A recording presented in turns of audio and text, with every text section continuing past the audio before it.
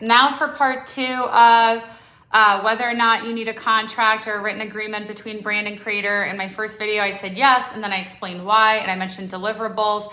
Let's talk about what happens after the creator has done what they agreed to do on their channels. Because I see a lot of brands forget that there's more than one way to like skin this cat, to cut this deal. So when you initially work with a creator, I want you to present my product on your channels in this format. Please include these links in the descriptions, blah, blah, blah. Cool, you've done your influencer campaign. However, you're forgetting usage rights. By the way, I would like this original file sent back to me in order for the brand to repurpose. We're probably going to, get an original video file. If it's an article, you just link to it, or you just like paraphrase, copy, paste, put it on your product page, link to the original review here. You pull a quote, you give them credit. Always give every partner credit. But if it's a video or images that you want to use that the creator originally posted on their channels and you want to be able to repurpose it, you should. A lot of brands work with creators and like, oh, that was nice. Anyway, back to the next. It's like, bro, if you can, reuse their content. Cut a different clip from the video and use it. That's stuff you didn't have to make, that was professionally shot, that shows your product, that it already exists, that you already paid for. Or maybe you repurpose the same clip, but you publish it on your channels, which we established are different from creators' channels. It's a different audience probably seeing that stuff for the first time. Fills your content calendar. I don't know why more brands don't do this. And it's not just on social media. You can also include it in email. Like in the last job I did, influencer reviews went in emails all the time. Like, here's a new product. This is our launch video or whatever. Here's some copy about it. Here's a link to go buy it. And here are some reviews by creators, and it could be like quotes and an image of them with the instrument that we could have repurposed, or it's a link to the video that we've embedded in it, in addition to using the website.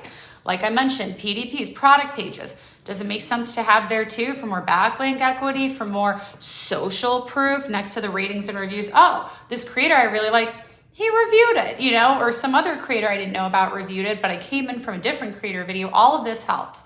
And then there's this idea of whitelisting and advertising. So there's 2 ways to do this. You could either and you need to get permission from the creator in a different way. It's not like, hey, you give me permission to reuse this content, you should be anyway. But whitelisting, I would argue, limit the time frame if you're a creator to a period of 45 days, because what you don't want is for a brand to reuse your image a year or 2 later, and you might be under an endorsement with a competitor, or they never consulted this with you, and now they're using your image from a one-time deal 2 years ago to sell their stuff. Absolutely not, which is where these agreements come in.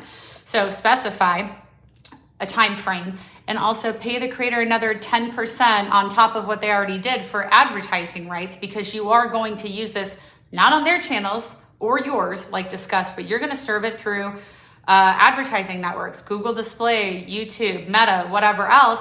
That changes the situation a little bit, does it not? So offer the creator a little extra money, then use the assets they gave you, convert them into an ad in some format. And you could also do whitelisting. So whitelisting is when you go through their channels, not you get their stuff and then you run it through your channel elsewhere, probably targeting them as well, targeting lookalike audiences and similar channels and stuff. Going through them is whitelisting and or boosting. That is where you get either TikTok or Facebook Business Ads Manager. You, the brand, spend money, and you put your money going through to the Instagram or TikTok, to the creator's social channels, whatever that post is that they did with you. And you convert it from an organic post into a sponsored one. And then you can reach not only their organic following, because let's say they have 100,000 followers and then it's only like 4 to 10% of the average viewer will see it. You want to hit that whole audience. So you're really boosting it, right? And then if you want to target lookalike audiences of similar creators, showing them, that actually helps creators too, if you think about it, because now you're getting a company to pay for you to be exposed to more potential followers.